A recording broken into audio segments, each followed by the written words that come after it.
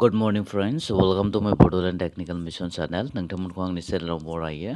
दिनै आं नोंथांमोननो पेटिएमनि सोमोन्दै फोरोंनो नागिरदों जे सासे साबस्क्राइबारा कमेन्ट्सआव लिरदों जे पेटिएमनि पासवर्डखौ बोरै चेन्ज खालामो बा पेटिएमनि बावगारनाय पासवर्डखौ बोरै रिकभार खालामनो बा बेखौ माबायदि चेन्ज खालामनो बेखौ आं नोंथांमोननो दिन्थिगोन। बिथां साबस्क्राइबारा सोंनाय लेखायै आं बे भिडिअखौ बानायनाय जाबाय।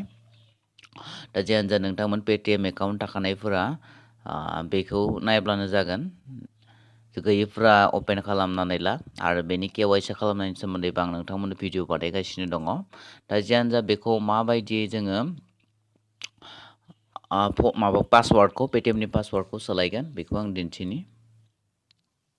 बेनि सिगाङावनो आं नोंथांमोनखौ खावलायो जायफ्रा आंनि चेनेलखौ साबस्क्राइब खालामाखै नोंथांमोना साबस्क्राइब खालाम आरो लोगोसे खाथियाव थानाय बेल आइकनखौबो खेबसे क्लिक खालामनानै हो, मानो होनबा फैबाय थानाय भिडिअखौ नोंथांमोना थाबैनो नुनो मोनगोन। आं दायो भिडिअखौबो जागायदिनि। दा आं गिबियावनो बे लग आउट खालामग्रोना लानि आङो बेखौ, ओमफ्राय लगइन टु पेटिएम। दा बेवहाय आंनि फन नाम्बारखौ होना लानि, फन नाम्बारजोंसो खुलिनाय जायो नालाय 1330733952। दा बेवहाय साप'ज नोंथाङा पासवर्डखौ मिथियाबाबो नोंथाङा पासवर्ड क्रियेट खालामनो हागोन आरो पासवर्डखौ जुदि बावगारदोंब्लाबो नोंथाङा मा खालामनो हागोन, बेखौ चेन्ज खालामनो हागोन। दा बे खाथियाव नुदों फरगट ओंखारलायाखै नङा होमबा नोंथांमोननियाव ओंखारनो हागौ। दा बेवहाय ट्राभेल लगइन इन बेखौ नुदोंना नोंथांमोन? बेखौ नुदों, बेयाव खेसे क्लिक खालामनानै हो। जुदि भिडिअखौ ब्लुर नुदोंब्ला, क्लियार नुदोंब्ला अब्ला एसे बोफिनना नाय भिडिअखौ नोंथांमोन। बेवहाय क्लिक खालामबाय, ओमफ्राय फरगट इयर पासवर्ड। दा नोंथांमोना चेन्ज इयर मबाइल नाम्बारखौबो चेन्ज खालामनांगोन। जियानो जा जों पासवर्डनि सोमोन्दैसो दिन्थिगोन नालाय।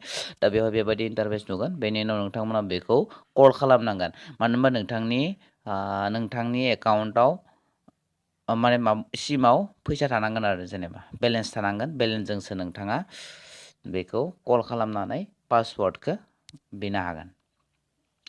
दा बेखौ जोङो कल खालामनांगोन। दा आं बेखौ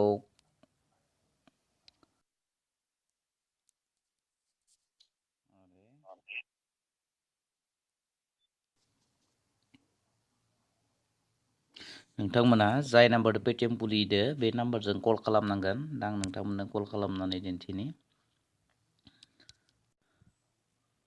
नोंथांमोना कल खालामनांगोन।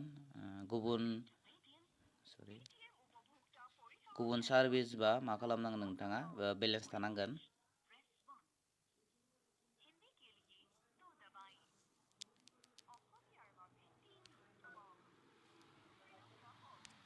কাউকে ওটিপি, কার্ড ডিটেইলছ অথবা পাছৱৰ্ড শ্বেয়াৰ নকৰিব।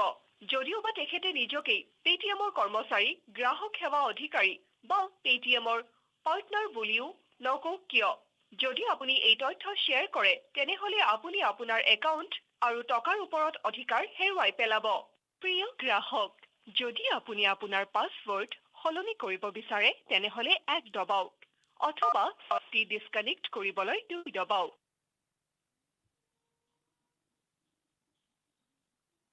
আপুনি কোনো কি প্ৰেছ নাই কৰা। অনুগ্ৰহ কৰি সঠিক প্ৰিয় গ্ৰাহক, যদি আপুনি আপোনাৰ পাছৱৰ্ড সলনি কৰিব বিচাৰে তেনেহ'লে 1 দবাওক অথবা ডিছকানেক্ট কৰিবলৈ 2 দবাওক। পাছৱৰ্ড ৰিছেট কৰিবলৈ আমি SMS দ্বাৰা লিংক পঠিয়াই দিছো। এই লিংকটি মাথো 10 মিনিটৰ বাবে বৈধ।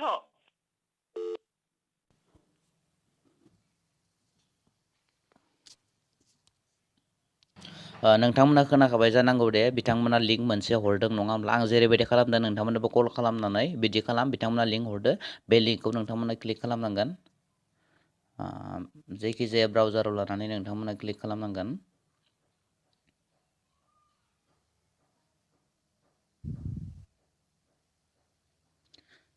बेनि उनाव नोंथांमोना सोंगोन did someone ask you to change password, yes I was asked to change password बा I forgot password of my account. साप'ज फरगट जादोंब्ला नोंथांमोना प्रसिड खालामना हो। बेनि उनाव इन्टार निउ पेटिएम पासवर्डखौ होबानो जाबाय, ओमफ्राय कनफार्म पासवर्ड, अब्लानो नोंथांनिया क्रियेट जाबाय नङा होमबा नोंथांमोन। दा पासवर्डखौ नोंथांमोना माबायदि होगोन, गिबियाव नोंथांमोना मा जानांगोन,